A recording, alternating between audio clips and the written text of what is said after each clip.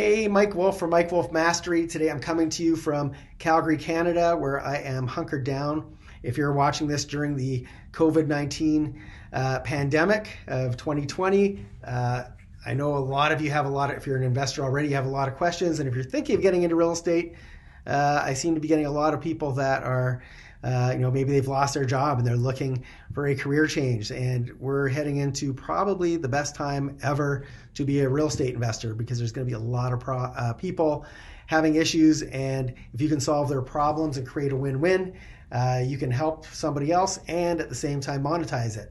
So I'm going to teach you how to do that. But today I want to answer one of the questions that comes up a lot lately, and mostly from people that have buy and hold properties. And they're wondering, if my tenant can't pay rent, what do we do? And of course, the government is saying that there's no evictions during this time, and I would hope that nobody would evict somebody during these times, whether they've got money or not, to pay rent. Obviously, we're in the middle of a very dangerous pandemic, and we're not going to kick people out on the streets.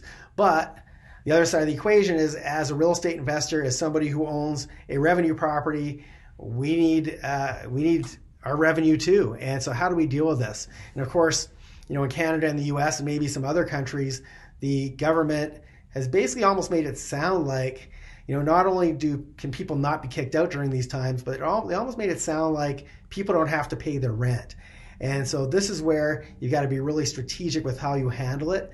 And I hope prior to this pandemic, you all already had some sort of policy in place for when there's a recession or when there's times where lots of people are losing their jobs. But if you don't, I'm going to tell you what ours is.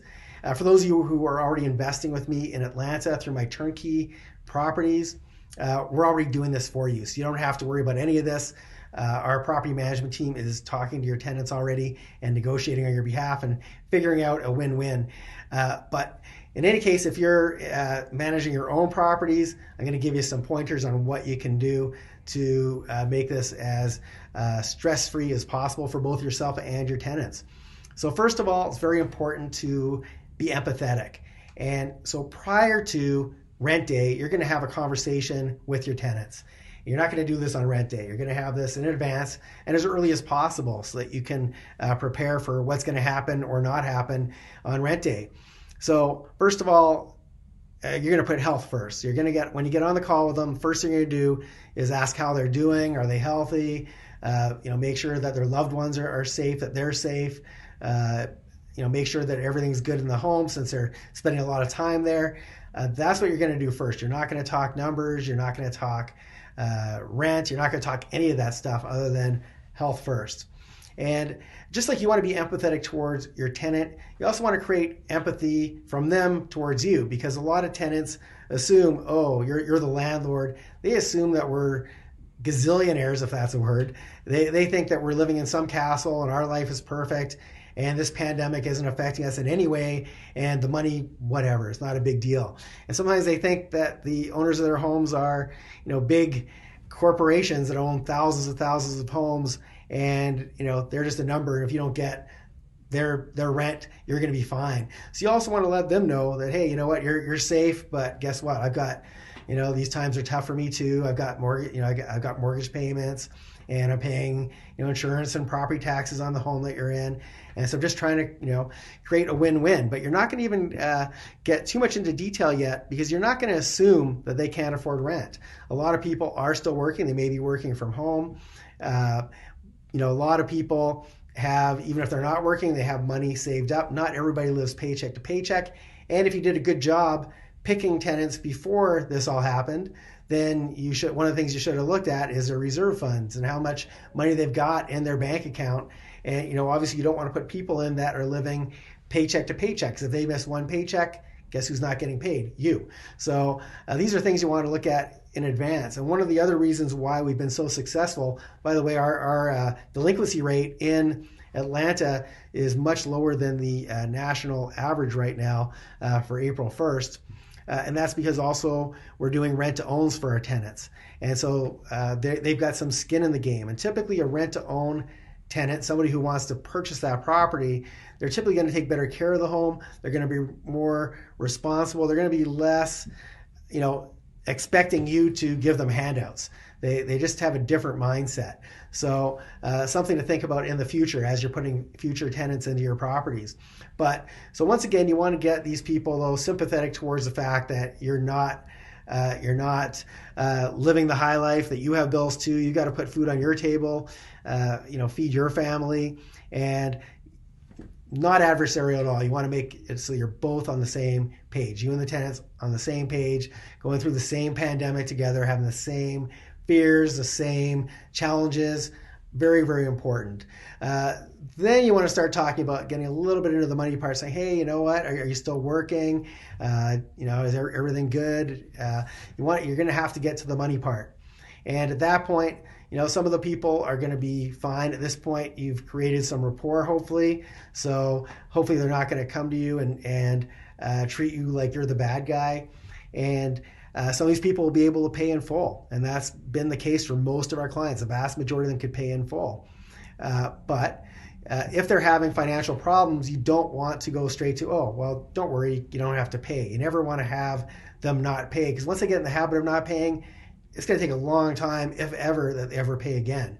So the next thing you're going to do, and you'll do this actually before you get on the call, is you're going to make either a spreadsheet or an email that you can send to them, or you're going to build a website, have somebody build a website for you with a list of all the different subsidies that might be available to them. And I know in Canada right now, they are offering people $2,000 a month for the next 4 months of cash. And doesn't necessarily have to go towards paying you, by the way. So you want to make sure that they understand the importance of paying the rent and keeping up with it. And you're also going to, at this point, you're still not offering them anything. You're basically saying, hey, here's some options. You might also tell them that they should, maybe check with some relatives, see if their relatives could help them out.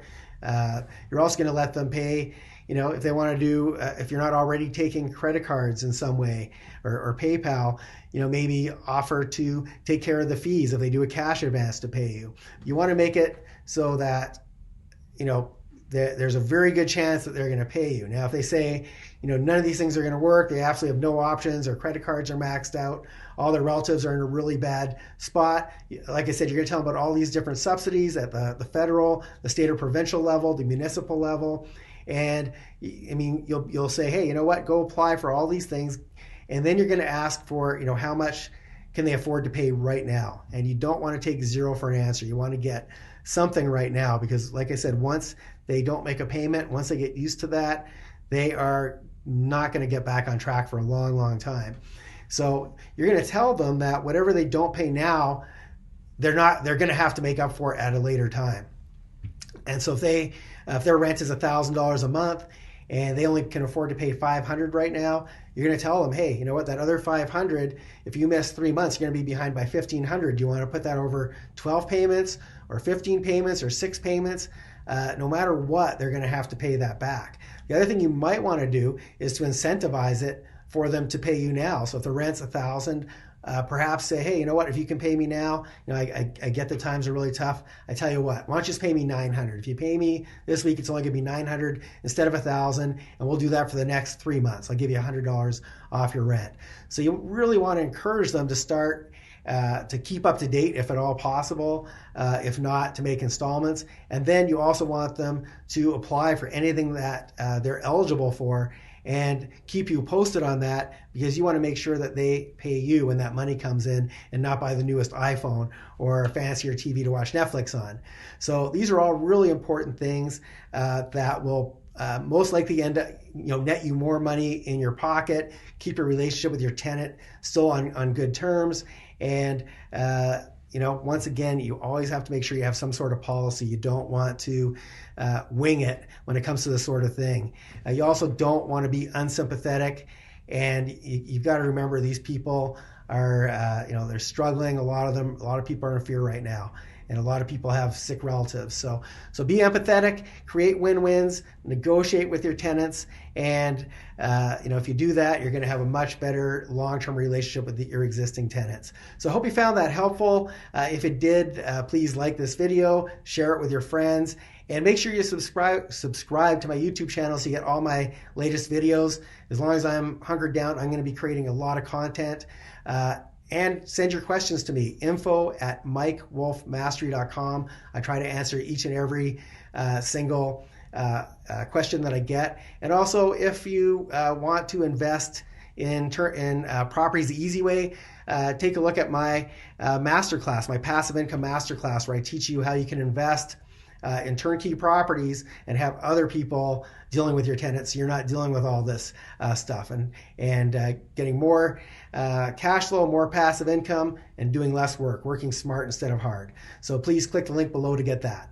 I hope you're doing well, stay safe, and can't wait to see you soon. Take care.